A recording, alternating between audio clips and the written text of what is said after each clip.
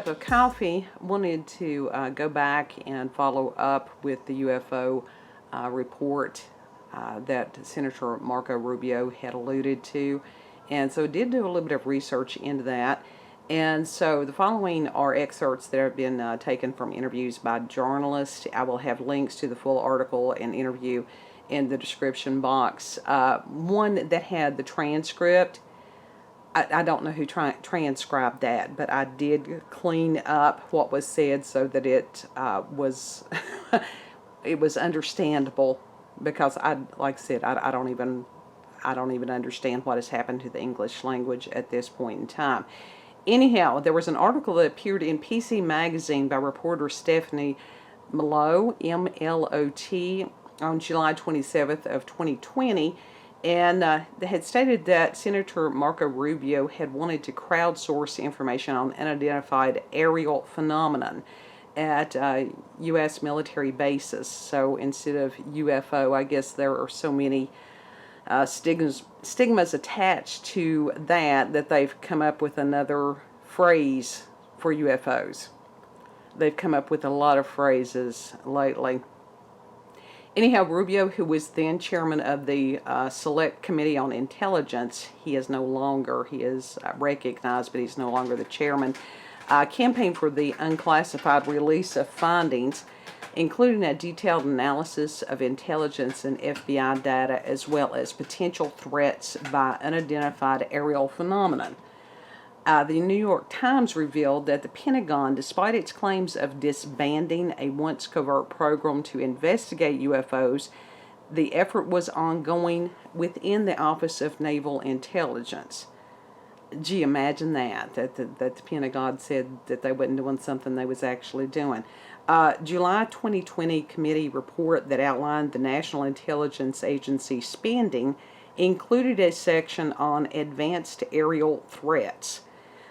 Detailed efforts by Naval Intelligence Task Force to collect what it deemed unidentified aerial phenomenon. So we're paying for things that we have no idea exist. That's not a surprise either, is it? Pentagon, I'm trying not to be snarky, but it's hard. It's just so hard. The Pentagon in April 2020 released declassified footage of encounters with UFOs filmed by U.S. Navy fighter jets in 2004, 2014, and 2015.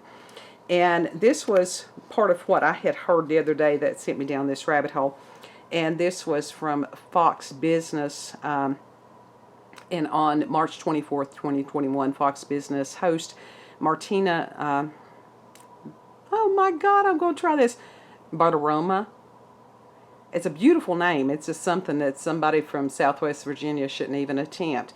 Anyhow, she interviewed Senator Marco Rubio about the upcoming Pentagon report, and Senator Rubio stated, we're sure we have lots of reports about what we call unidentified aerial phenomenon.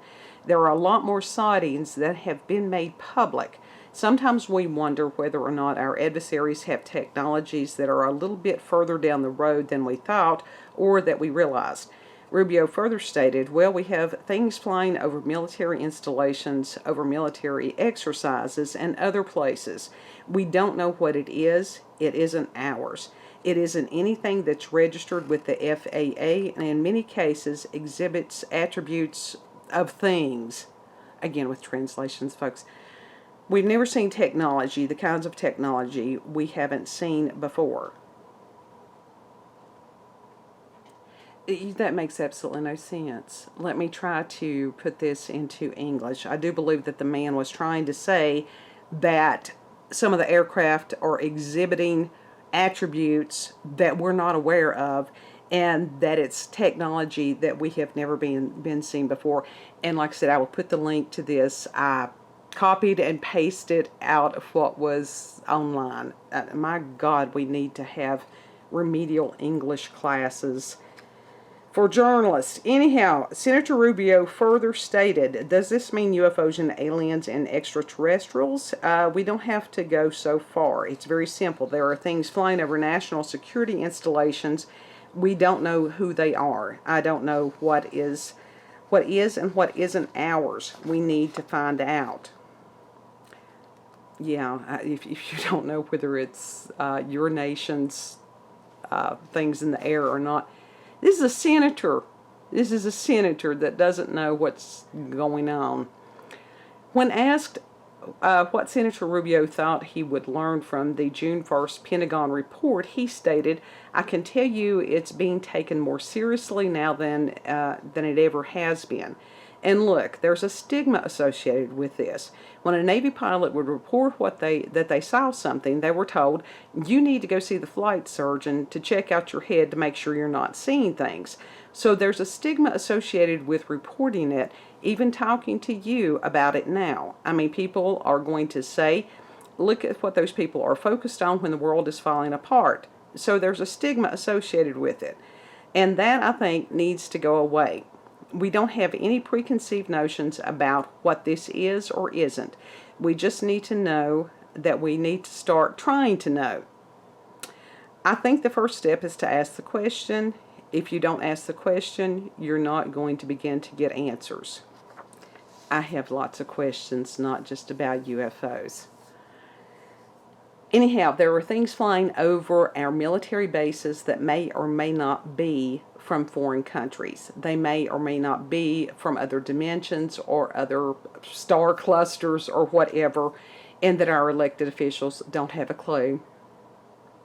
So that means that those of us that are in the general public, well, some of us have a clue, and then there are others that if there is some kind of disclosure, and a lot of us have noticed that there has been a soft disclosure going on with this for many, many years. Even as far as if you look back at the film E.T., no, these were not the spooky space aliens that are coming to kill us. Oh, they're cute. They're friendly. They're here to help us. Right. Now, personally, I'm one of these that I thoroughly believe that this is a matter of deception, that these are fallen angels within that realm. They're not our friends.